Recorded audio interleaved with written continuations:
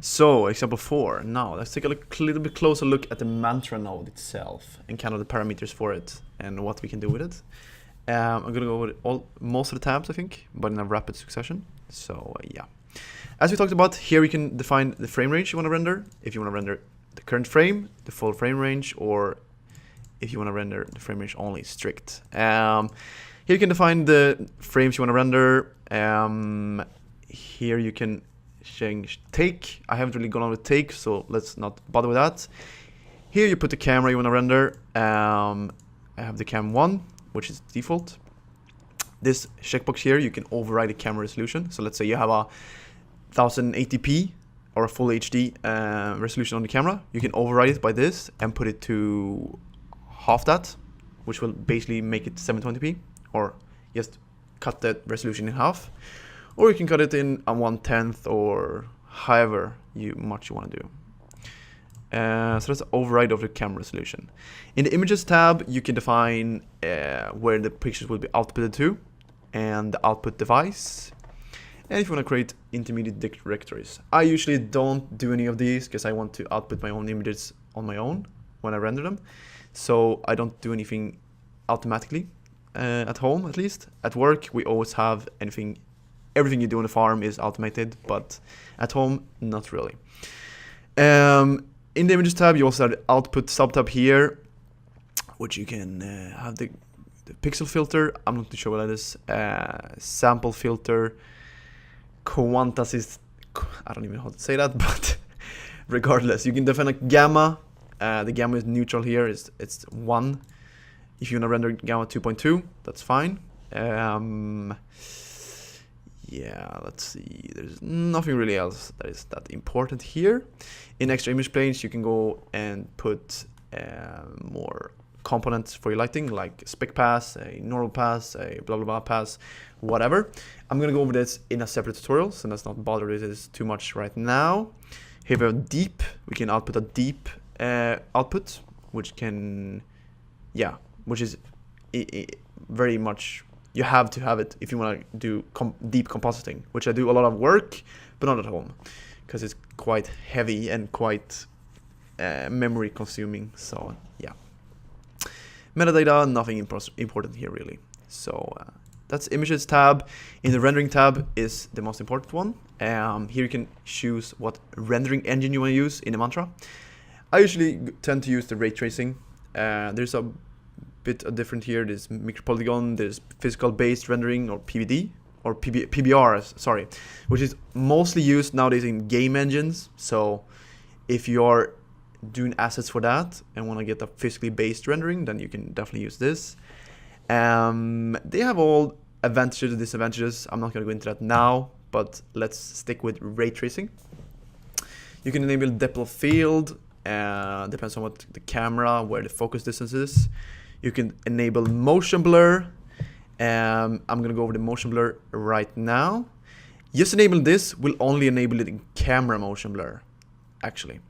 To enable object motion blur, and I'm going to fake some motion blur on this character, on this rubber toy. How you have to do that is you have to have a vector, a velocity vector. So I'm going to do a fake velocity vector. So we're going to do a point swap. And we're simply gonna add a constant vector here that is pointing in, let's say, x direction of 5, which means that we now have a velocity attribute on here that is 5 for all the points. So this means that we now have some velocity to this, but to actually sample this in the render, we actually do need one more thing, which we need to select this. We need to go to render. We need to go to sampling, and we need to check this geometry velocity blur. This will actually sample the velocity vectors from the object and put it into the motion blur. So let's see what that looks like if we render it with motion blur.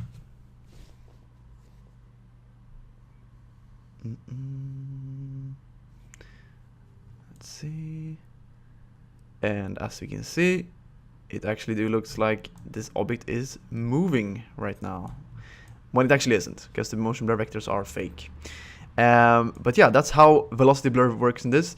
If your camera was moving, if it was panning, the camera motion blur would be accounted into this as well. These are the samplings, the X4 samples, how many samples you're gonna do. If you do more samples, the motion blur is gonna be smoother. Obviously. Yeah. But I'm gonna go ahead and disable this for now, because it kind of slows things down. Then in the sampling tab is the most important for now. We're not gonna go over all these, but we're gonna go over the most important ones. Is the pixel samples. This kind of defines on just how many pixels you're sampling from the image and how many pixels you're rendering. So if you're simply rendering 1 pixel in X and Y, let's render that and see what it looks like. We're just rendering 1 sample of this, which is actually not that bad for this, since it clears a lot. But we are gonna get noisy areas, right? No, this render is quite slow here.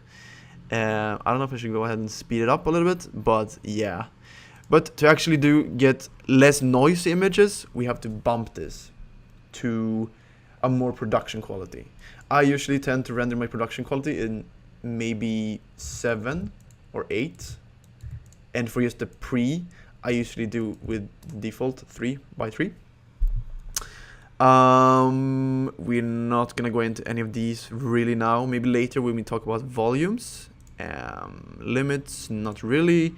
Shading, no. Render dicing statistics, no.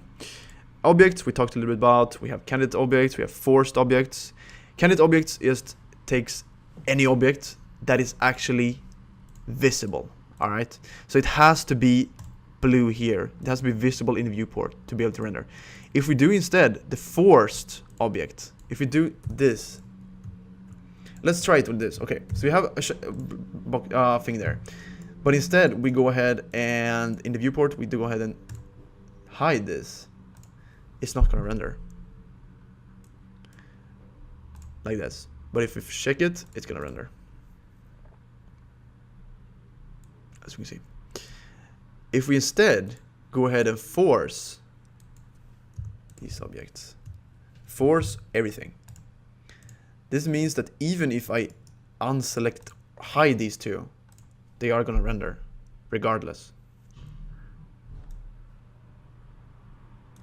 Even this sphere that is not even visible is rendering now, as you can see. So that's something to keep in mind. In the forced matte, forced phantom, we're going to talk about it later on, but that's how to create mattes and phantom objects. Solo lights, candidate lights, forced lights, that works the same way as here. Forced lights, even if they are not visible or on, they will be used. Candidate lights, it will use the light that you select here. Scripts and drivers, we're not going to go over. But yeah, that's the most basic introduction to Mantra. We are going to talk about passes. We are going to talk about volume rendering a little bit more later on, but that's it for now. Alright guys, thank you guys for watching. Hope you learned something, and I'll see you in the next tutorial. Bye.